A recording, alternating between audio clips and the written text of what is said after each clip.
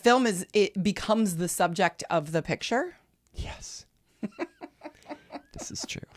And so then the actual subject matter is of lesser importance than the film. I'm going to put you on the internet saying that and not me. They're going to be so mean. Good morning. Good morning. How are you doing today? I'm great. How are you? I'm excited to do this episode. Episode 18. It's been a long time in the works. Does 18 mean anything for this topic? 18 is Peyton Manning's number. I was like, why does that feel like a football number? That's why. That's why, because we're Indianapolis Colts fans. Okay, well, that's a happy little coincidence. Yeah, we didn't plan for that. We did not plan. Sometimes we plan for it, but we didn't plan for this one.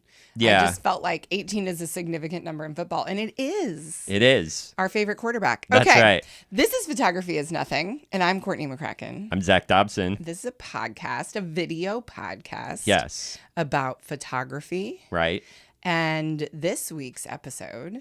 Yes. Is about football. Okay, so this week it's football, but specifically, we are going to talk about photography of football players. Yes. American football. Yes. To be clear to our overseas listeners. Right. And especially because we're like Hoosiers, we're Midwesterners. That's all we mean by football. Right. We are not so cultured. There's no confusion here. No. Here it's soccer and football. And we are going to be talking about American football and photography and how photography influenced football and football influenced photography. Yeah. So there's a really interesting kind of progression of photography and football over the past century. Well, what's really interesting is that they both basically started at the same time. I know, they're like besties. Yeah. I mean, there was photography as early as 1830 or whatever. But sure. Photography is, really got into stride in the 1860s. And that's around the time that football started. Yes, so this is a really fun topic and one that we have been talking about for a while. Yes. Doing. And when we did some early episodes of Photography is Nothing where we were kind of trying things out and seeing what worked, this was a topic that we discussed. Yeah, I call it episode 0. Right, that we tried to do and then we were like, well, that was not as good as we could do. Yeah, we knew we could do better. And so we were like, let's save that for, when we get good, because it is a really interesting topic. And this is going to be a really fun episode. Yeah, I love how the things go together. I want to make sure that you are watching us on Spotify or YouTube, because that is going to be the best way to enjoy this podcast, or a video platform for your podcast, because we want you to be able to see all the really fun pictures that we're going to talk about today. And if that's not possible in the current iteration of your listening experience, as an audio listener, you can go to the notes or just check it out later and look at the pictures on YouTube or we talk a lot about what the photos mean and the history of the sport and how it's tied into photography. So you could definitely listen and go back and look at the photos later. Absolutely. But I do think that we always want to encourage you to find this. So a lot of people keep saying, I just want to say this. I keep seeing all these posts, probably because I have a video podcast, about people being like, what is the deal with video podcasts? And the deal is that I think we're just getting ready for there to be people who are doing video podcasts with good reason. It's more than just a talk show. Yeah. We are actually giving you a visual element to enjoy. Right. But we're trying also to be interesting to our audio listeners. Yeah. So it's kind of like radio moving to TV. You know what I mean? Yeah. I think it can for work. Sure. It can work both ways. Yeah. Okay. Yeah. So, in thinking about this, I thought, well, what's the oldest photo I can find of football? Okay. And what I found is this from Dartmouth College in 1874. This is a predecessor to modern football. It's called Old Division football. And it was like... There are so many people on the field. There are lots of people. And it's just this big open field. And basically people would have... It was kind of a cross between... soccer or original football, whatever you want to call it, and rugby. And so there were 2 end zones and they would try to get the ball to the other end zone. And there were dozens and dozens of people on the field. And it was pretty hardcore from what I could gather. There was lots of punching and kicking and probably injuries. So it's interesting having this. Seems like there may have been drinking involved. Oh, surely. It's on a college campus. Yeah. Well, we know the rates at which Americans were drinking pre-prohibition were extremely high. So I thought this was cool to have at least some sort of visual record of what this was like. Right. Yeah. Okay. So, but in talking about how the technology went with the sport, so, in early photography, the cameras had to be stationary. Okay. You had these massive cameras and you were photographing on glass plates and all this sort of stuff. So most of the early football photos we see are posed portraits. This is Walter Camp from 1878. He's considered like kind of the founding father of what modern football is. Okay. So it's a nice portrait of him. Mm-hmm. I think that looks like a fake backdrop, don't you? Yes. Yeah. And even the posts, the rails. The railing. Yeah. Looks like it's a photo set. Sure. He's probably in a studio or something. Mm-hmm. Yeah. Right. So when we get into kind of the early sort of action, I mean, if you look at this, we're looking at posed pictures in the early stages of photography of football. Yeah. Right? This says 1902. I love this though. Chicago high school. These are high school I loved players. Football. Like if it was my favorite thing in the whole world, I feel like I would really love to have this picture framed in my house. Yeah. If I was a football player. Right. And this really, because it's just like so great. This really looks like Chicago too. It really does. Chicago still looks like that. Yeah. A lot of Chicago really looks like this. Still has those buildings. I bet like some of them are still there. Well, this is post-fire Chicago. Yeah. I love Chicago. Yeah. Yeah. Okay. I love how sharp it is. I feel like that's really significant. Yeah. How high quality the picture is. Yeah. So you've got, 1902, they were probably still shooting on glass plates, but it could have been film. But it would have been a large format, it would have been a big negative either way. So it's capable of rendering a lot of you detail. can see some damage around the edges of the print, it looks like. Sure. Up in the well, that's a left good corner. point. The way that damage looks like, it does look like it's shot on film. Like a glass plate. Like it's got scraped or something. And I like their uniforms. I was going to say outfits. Football outfits. Their costumes. So a lot of the early, you've got the big cameras. You're always shooting on a tripod.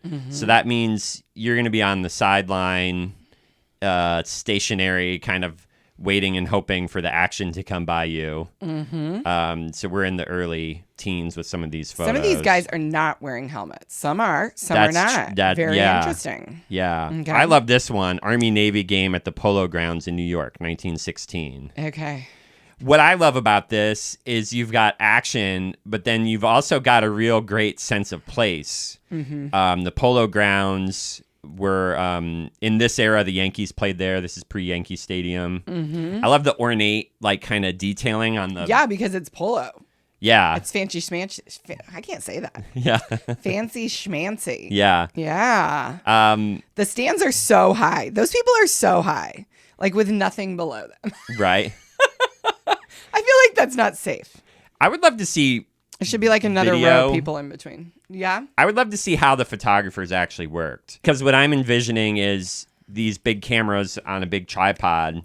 And how much are they moving? Well, and are they running to the line of scrimmage on the sideline each play, picking up the thing? And I bet they are. Probably. And do you think, how close are they to the, you know what I mean? How far are they from the action here? Because they must be right on. They're very close. I mean, if you're talking about... I really like how this guy's looking at him. Yeah. I think... They're really excited. The photographer's probably only 30 feet from the action. I can tell based on kind of the width. It'd be a 50 millimeter sort of equivalent, maybe slightly wide, slightly longer. And so you can tell they're kind of close. Yeah, and those stands, though, are pretty far away. Yeah. Okay. I would say, the photographers would have a combination. It's a combination of skill and luck. You want to... The game is mostly a running game at this point. So, you're going to line up a little in front of the line of scrimmage and hope that they run down the sideline towards your direction. If you were really good, you probably could know which players run which directions or... Sure, if it's your team. Yeah. So this is getting into some good action. Yeah. But man, you've got one frame of film in there. Okay. at a time. Right. So you And got to gotta play reset. and you got to wait till they get to where you're at. You're probably either shooting at a really high depth of field so you can get a lot in focus, or this one is low depth of field. So you kind of have to pre-focus on a certain spot in the field and wait till they get to that spot. This is a to click talented your button. photographer. Yeah. Because these are skilled photographers getting these pictures. Do you know who took any of these pictures? These old ones, I don't have them credited to Okay. any specific photographers, but as we get into, the starting around the 50s and on, I can tell you who took the photos. Okay. This one I thought was cool. Georgia Tech Auburn football, Thanksgiving 1921. This, I like how much you can see. You can see, the players are close to the camera. This play is kind of unfolding. The quarterback drops back to pass, so they did pass in this era. I think it just wasn't a major part of the game. But you can see the stands in the background and part of the campus in the background, and it really gives a cool sense of place in addition to everything. Yeah. So Which really elevates the photograph. yeah, for sure. Yeah, that's a nice angle. This one I thought was neat too. The first football game at Oregon. Right. I think this is 1905. And it doesn't look like you're seeing... I'm like, is that the whole campus behind them? You know what I mean? Is it a relatively small school at this point? I think it'd be interesting, for people who know the school, you could look at maybe these buildings are still standing. Uh-huh. You could kind of compare it to today. But you've got the horses and buggies, horse and carriages in the foreground. And not many people at the game. Right. Not a lot of people. Most of them are right on the sideline. So maybe those are other students, and That could be. Maybe this is more of townspeople or adults Yeah. further back. There's no stands. The people are sitting on a They're sitting on a fence. Yeah. I was Yeah. thinking those were a couple of seats, but no, you're right. That's just a fence they're sitting on. Yeah. Okay. So Yeah, really fun. That's a really wide shot, almost panoramic. it is panoramic. It could have been taken with a panoramic camera. Or it could just be really wide and be cropped to that panoramic shape. But it's neat to see this whole kind of setting from that era. As we get into kind of the next era, the cameras become a little bit more mobile. Okay. They're still big, Okay. and people are shooting largely with a medium format still. And they will have rolls, so they can take, a dozen frames before they have to swap out. Okay. So the photography is elevated quite a bit. So how does that express? What do we see? Well, we see the photographers moving around a lot more, for one thing. Well, when it really starts getting interesting to me is when we get into the 1950s. Okay. Because we start getting, 35 millimeters been around for some time. And so the cameras are more compact, and we're starting to get longer lenses and things like that. Okay. And the photographers can really get more of a variety of photos. So I wanted to talk about this photo from 1958. It's Neil Leifer, who is one of the greatest sports photographers of all time. Yeah. And this is an important photo because, so first of all, he was 16 when he took this photo. I feel yes, I remember that. Yeah. About this picture. And this is the championship game, 1958. It's the Baltimore Colts and the New York Giants. And he got access to the field because, he was an aspiring photographer. He wanted to get down there, and he found out that there was a local veterans group, and they would bring that they had sideline seats, the veterans. Okay. And so he would stand outside the stadium, and the group was there. He would offer to wheel them down to the field. He'd accompany them. And so that got him sideline access. He brought his camera, of course. And he's shooting, speaking of tech, a medium format. These are all square photos. He's shooting a medium format camera.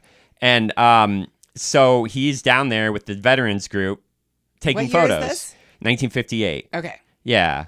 And so Leifer, for people who aren't necessarily familiar with names, will definitely know his famous image of Muhammad Ali standing over, I forget who it was, in the ring of he's shouting at the guy as he's on the ground. There's also a really famous one taken straight above the boxing ring of an Ali fight, looking down. And Anyway, so he accompanied the players down here, and this game was like a grueling game. It was hard fought. It looks wet. It might have like been misty? It is misty, but it's And the ground's really torn up.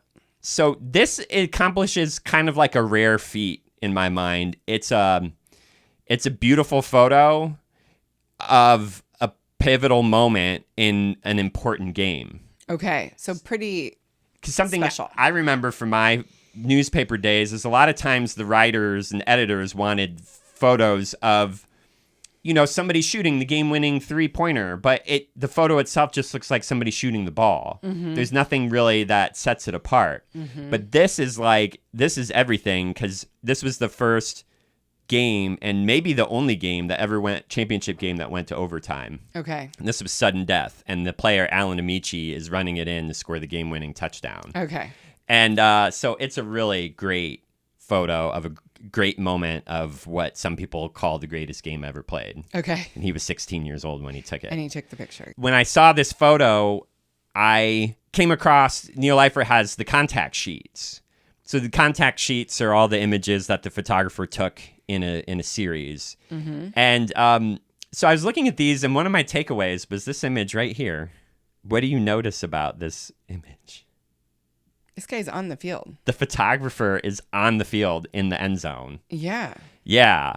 And I'm like, oh my God, you would get kicked out of the game and your pass revoked for the season now if you stepped a toe across that line. Mm-hmm. They keep you back in a tight watch. But this photographer in front of Neil Leifer his whole body basically is in the end zone. Mm-hmm. He's trying to get this photo They've got room. as the player's running towards. Yeah. Yeah. It's not even like he's trying to get a shot down the field. He's at the back of the end zone, in the end zone, and the player is running about to cross into the end zone. Yeah. So he's only about 10 yards away from the player. Yeah. Yeah.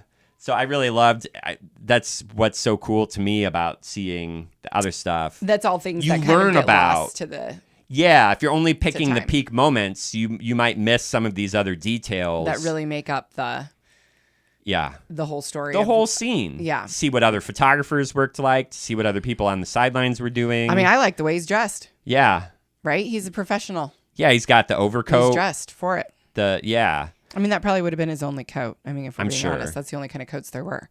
In But 1958. Yeah. Yeah. But I mean, it's just, and like fancy shoes. Yeah.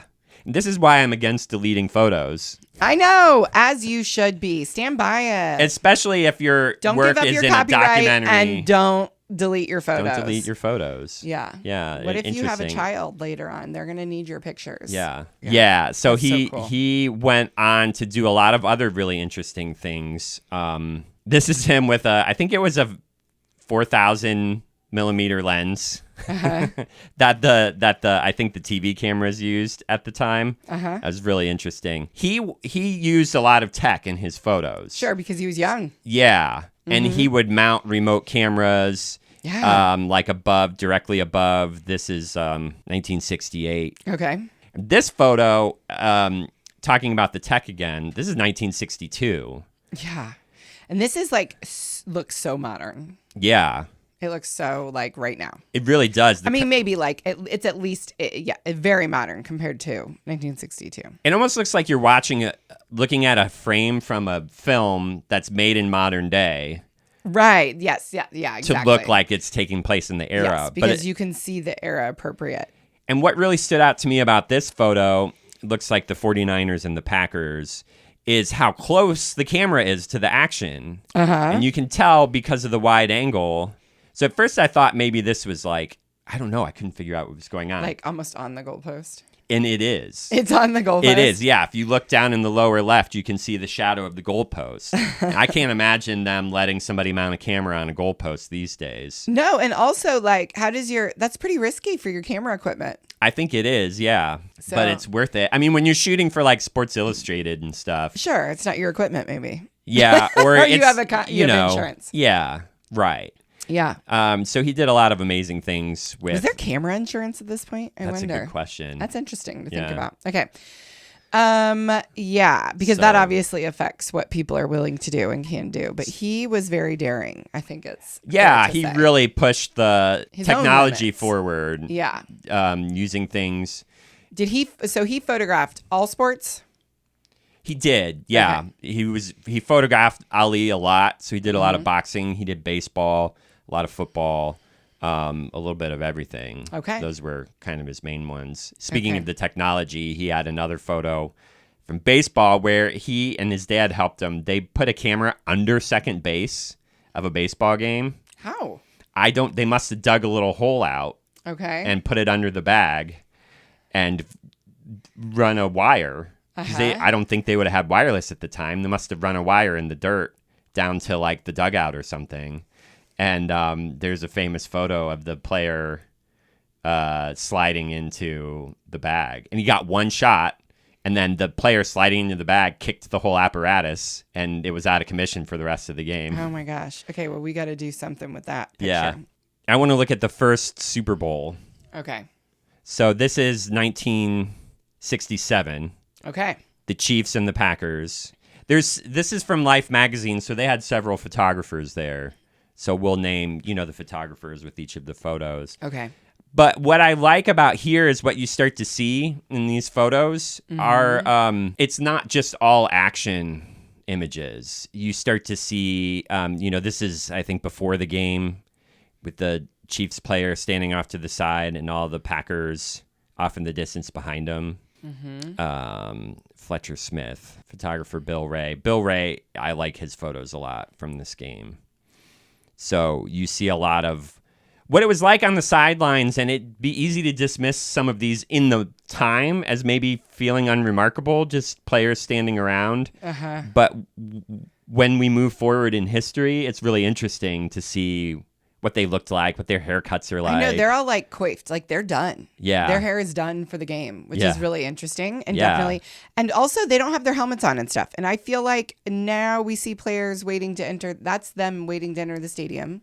Yeah. The caption said. So that's not either. We see players in their helmets waiting to come through. Yeah, they're running out. They're with ready, the like they're fully and, they're fully in uniform. Yeah. Whereas these guys look a little bit more casual. Right? Yeah.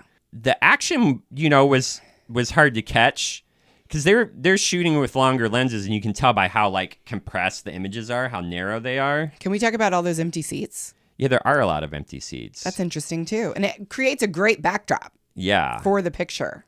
Yeah. Because you can see the players kind of outlined a little more clearly. Well, that's with true. The dark. What we'll see as we go through these images. So when they're closer and it's a shallower depth of field, you get that blurred background.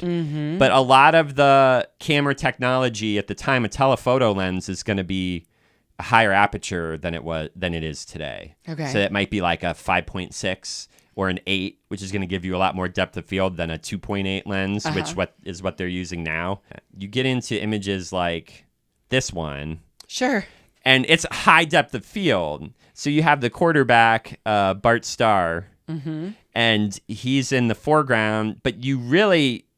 It's hard to make him out against the... It is. crowd. He kind of gets lost against the crowd. It is kind of neat to be able to see, you get the ref and the coaches on the sideline are still somewhat in focus. So you can kind of see their reactions. And then less in focus, but still not blurred out, is the crowd. I am really fascinated by this crowd. Look at their hats. They all seem to have like the same hat. Yeah. That's true. I wonder if they had team. It looks like they're wearing visors. It does look like they're wearing visors, but I don't know if they're visors or if they are some kind of It's so interesting. Okay, I gotta look into that now. Yeah, because they all seem to match. It's nice from a scene setting perspective, but you kind of get the action gets lost. I think. Sure. So it's more about the game as a whole, that picture is, than like the actual moment that's taking place. Okay. Yeah. So I'm going to talk about this picture. I like this too. Yes. What do you think? What were you going to say? Oh, nothing. I just know that you like this picture. I do like this picture. It's, what does it say? Chiefs linebacker, E.J. Holub, photographed by Bill Ray. And he's standing on the sideline. He's got his hand on his hip. Helmet off, and he's got a big ladle, like a soup ladle, in his hand, about to take a drink out of it. And just how, this is just one of the small details that would be lost with time. Mm-hmm. They probably had either a big jug of water or Gatorade, maybe. I think Did there they have was Gatorade then? Of Gatorade, the beginnings but I of don't Gatorade. know exactly when that came Yeah, about. So they would just dip a ladle in and drink out of it. I really like his expression. Like he's having a good time. Yeah. Yeah. And I think that also, as more and more money and stress and sure, there's just it's a huge business. High stakes. Yes. Yeah. The stakes are much higher for professional athletes. Yeah. And I think you can see that. Yeah. You know what I mean? That makes sense. It's more intense. This is all a little bit more casual. Yeah. I wonder how much they were making at this time. That's a good question. How much was anybody making? Who owned the teams? I need to look into all this now. Yeah. And of course, we always see our older athletes smoking. Right. I love this photo too. This might be my favorite. Mm-hmm. This is at the Super Bowl, and he's like in the locker room. He's drinking some kind of soda. Fresca. Pop.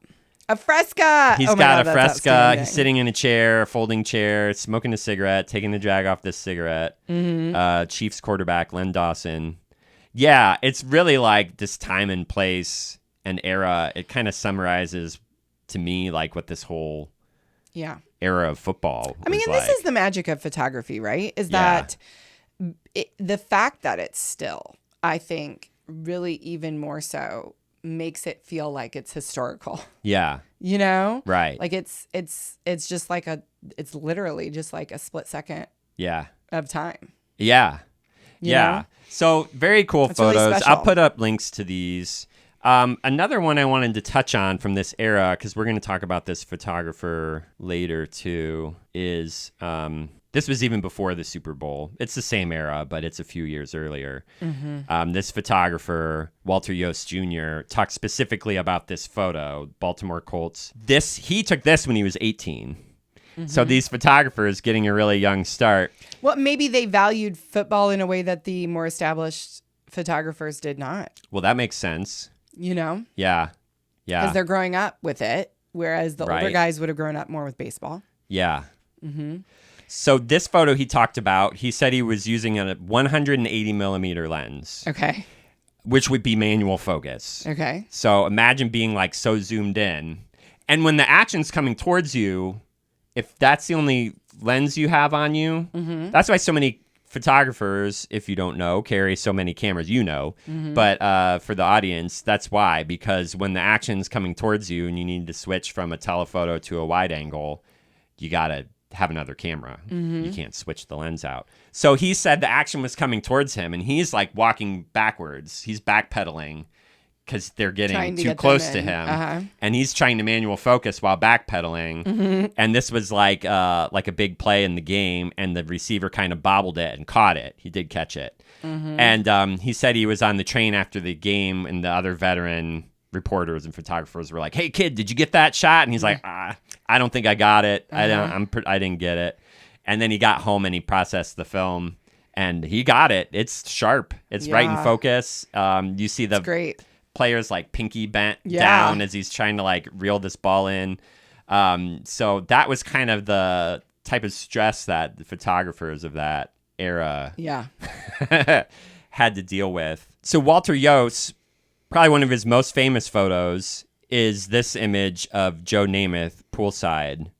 Where is this picture taken? This is Miami. So this is Joe Namath. Yes. The photographers are here interviewing him. This is interesting, though, because this is like a very different picture of a football player. Yeah. Because this is not at the game, before the game, during the game. He's not in uniform. Right. This is a picture of a star. Yeah, that's a great point. This is somebody who's famous. Right. Not just a football player. Broadway Joe. So, like this, he's a personality now. Yeah. This is more than just reporters, too. Those are just like some ladies are coming over to talk to him. Yeah. Mm-hmm. They don't look just for work. They look like they're visiting. 3 days before the Super Bowl. A poolside shot of Namath 3 days before Super Bowl III, guaranteeing the Jets would beat the Colts. So I feel like it's significant that it's before the game. Yeah, absolutely. Because, I mean, just the attention and everything on the player. Well, before the game, and he's relaxed. He's like chumming it up with reporters. They're all smiling at him. Mm-hmm. You know, he looks like super chill. And they were the underdogs for this game. And did they win? They did win. And he was named MVP. Okay. And yeah. It's so fun. Yeah. And so now it is a great point because we go from, so this is the third Super Bowl, just two Super Bowls prior. You know, most of the photos that we saw were on the field. Mm-hmm. We saw a few kind of like sidelines in the locker pregame. room. There were a couple shots in the locker room, but all of them are like uniforms on. Right. In the stadium on game day. Right. Yeah. And now, we're moving off. He's a full-blown celebrity. Yes. Yeah. That's so fun. And it's really interesting, like, development. Yeah. And that makes me think that photography then is having an impact on the sport itself. Yeah. Right? So, because without the pictures, how do we begin to get to know these players? Yeah. As people and not just players. Right.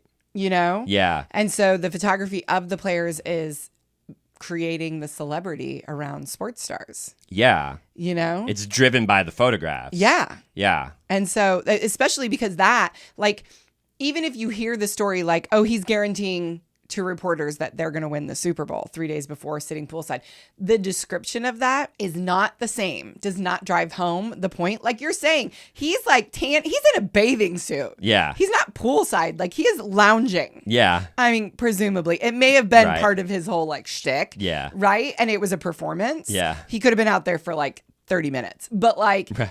It was still the fact that he wanted to present himself like, I'm cool. This is no big deal. We got this. Yeah. Was all a show. And that required photographs. Yeah. I mean, he really did this. I mean, he had the whole thing. I'm pretty sure it was after this where he was photographed in the fur coat. Uh-huh. So like Joe Namath in the fur coat. I mean, that's a photo. That's drove like a whole So it's really interesting to early. see how I mean, that's a predecessor to the fashion that we see in sports today. Makes me start to think that there is which I mean, we've been talking about through this whole podcast, is that it's more than just these are photographs of these things or by these people. It's Right. really that photography is so intricately intertwined in our culture that like our culture doesn't exist without it as it currently stands. I mean, it would be like taking away the internet. Like our current culture doesn't exist without the internet. Right. Having been created. Yeah. And evolved the way it did. Yeah, for sure. So it's just really fun to start to see this evolution. And football's a really fun way to see it because they started around the same time. Yeah. So that's a particularly interesting combination of. Okay. So, and also football is making photographers kind of famous in their own right too. Sure. Right? I mean, photographers are being hired specifically for their approach. I'm sure that they're making a name for Leifer themselves got through football jobs because they wanted his like remote camera perspectives that nobody had ever seen before. Right. Exactly. So let's talk about, from the 60s on. So we're at the end of the 60s here. Uh-huh. And the way that the technology started changing is you get more telephoto lenses. Well, really, you start to get the motor drives, which prior to motor drives, the camera was like, click, advance the film, click, advance the film, click, and that's what you're doing. But around the 60s is when the motor drives were invented, and you could just hold down. They would attach to the bottom of the camera. You hold it down, and they'd take 3 to 5 frames per second. You really know a lot about photography. That helped get more action shots. You get into the 80s, you start to get autofocus, and into the 90s, and the autofocus gets better and better. Mm-hmm. And so then that allows, and then the motor drives are built into the cameras. They're not a separate device as much. They still are. They still exist. But so now you've got high speed, you've got autofocus. You're getting a lot of action shots. Okay. And those are we're seeing more and more of those. One thing I want to kind of get into here briefly was Michael Zagaris. Yes. I love his photos. Mm-hmm. And he seems like a super cool dude. He does. I want to be his friend. Just say Hey, Michael Zagaris. Will you call me? Yeah, right. So he's been the 49ers team photographer for like 40 years. Mm-hmm. He also You've made did a lot of content about Michael Zagaris, Yeah. I feel like. a For a couple modern things. photographer. Well, I was introduced to him because one of the 49ers playoff games a couple years ago, somebody was like, who's this old guy running out of the tunnel with the team and he's carrying cameras? And I found him in about 30 seconds. Yeah. And he's a legend in the Bay Area. Absolutely. He photographed the Raiders when they were up there. He photographed baseball. But one thing I especially love about his stuff is he's taking behind the scenes stuff to the next level here with some of this. Like he's intimately like connected with the teams he photographs. He's very a much, welcome he's presence. Yes. And with he's his shooting team. for the team. So things He's like kind of this. a member of the team. 1990 Super Bowl on the team plane.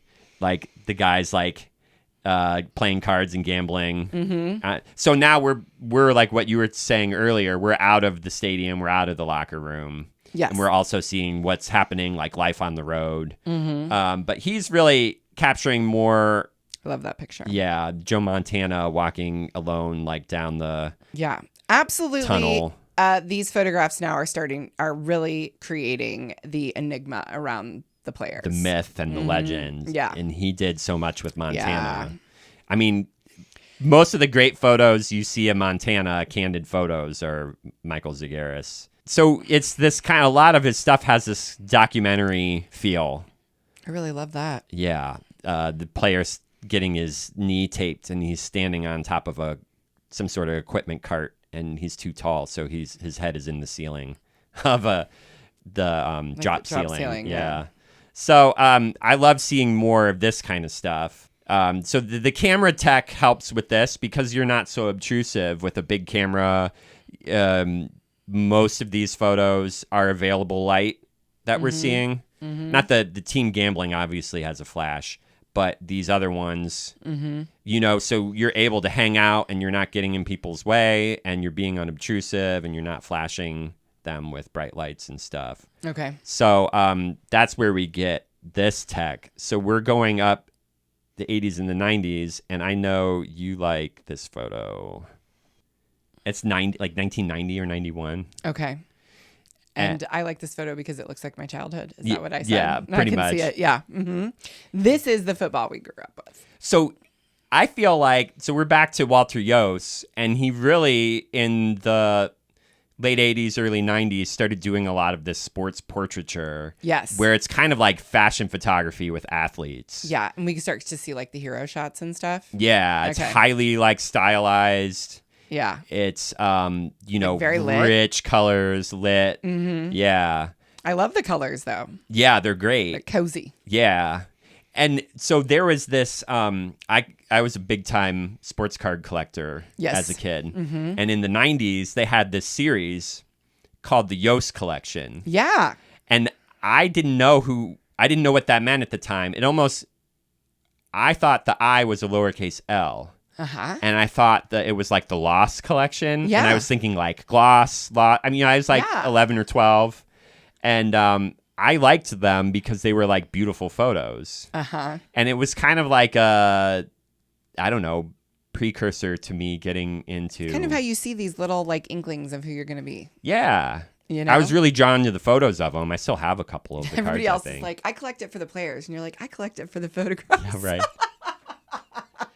Yeah.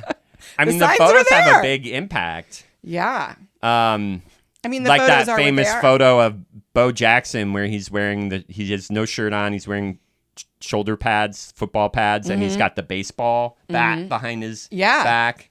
I mean, that had a big impact in the like sports world and everything too. But so Iooss, I didn't know that that collection, that series was named after the photographer. Yeah, that's so cool. Yeah. Imagine. Yeah. Holy moly. So that's There's so many more photographers that are just a huge part of our culture, and I think the regular public doesn't know it. So they're not, it's almost like that's a great example of a photographer who is like a household name and you don't even know that they're a household name. Yeah. Like you don't understand that that's somebody's name. Right. And that happens a lot in every Right. kind of thing that you're like, oh, this is called that because that person, Yeah. you know, that's interesting. Like that, like they did leave a legacy. Like, you know, so many people, it's just, I don't know. It's fun to think about. For sure. That's why I'm here. The things that are fun to think about. Right. Well, and Okay. a side note for viewers, Iooss is the one who has taken pretty much every famous portrait of Michael Jordan. Like the one where it's taken from the air looking down and he's dunking and the court under the ground is completely blue. Very famous image. Or the slam dunk contest where he jumped from the free throw line. So, you know, this portraiture, obviously, you know, Michael Jordan's going to buy into this sort of Yeah. That was imagery. a lot of what created Michael Jordan Yeah. Well, you go from this sort of as a brand.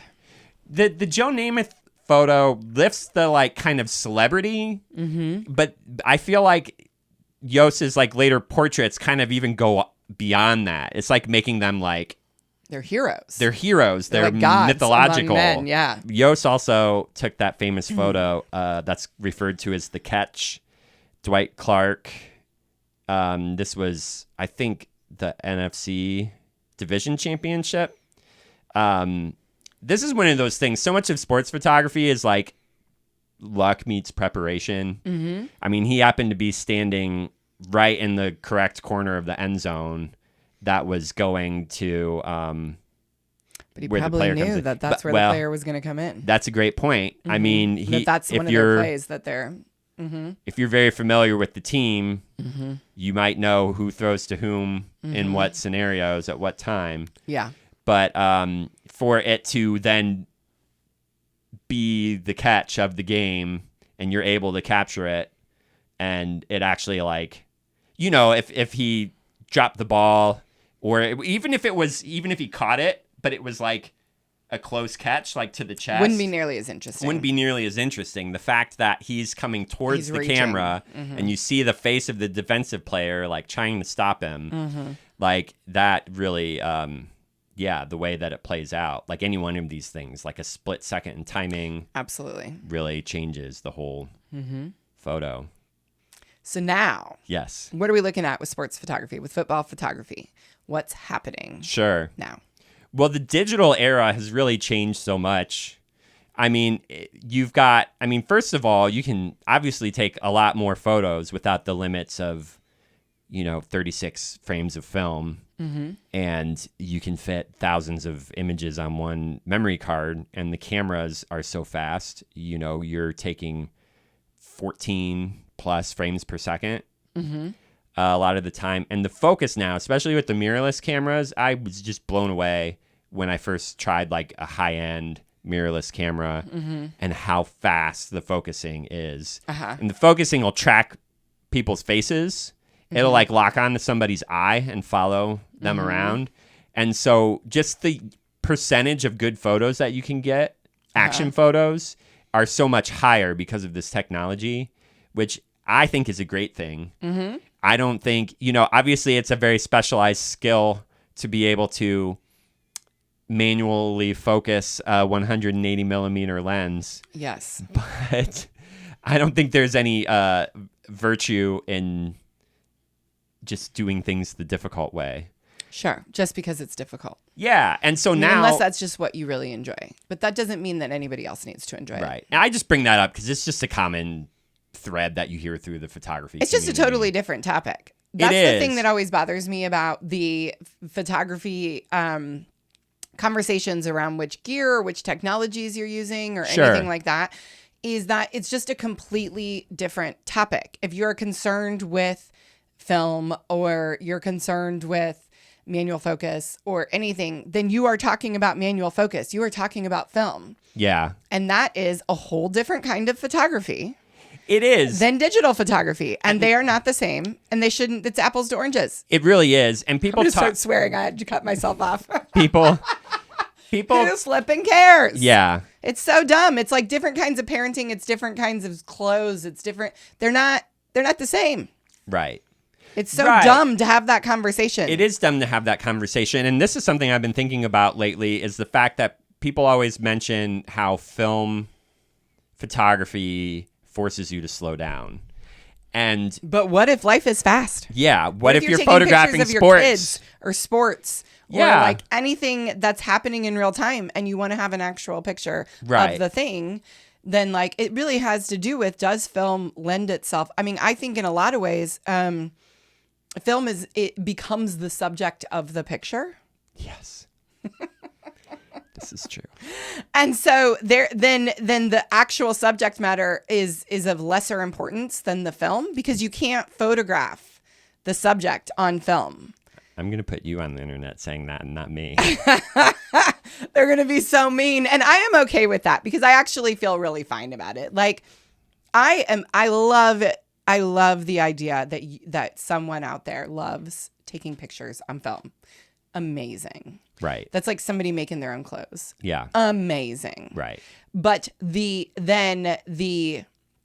process is taking precedence over what is in the picture. Right. Because it is not as good of a technology. It is just not.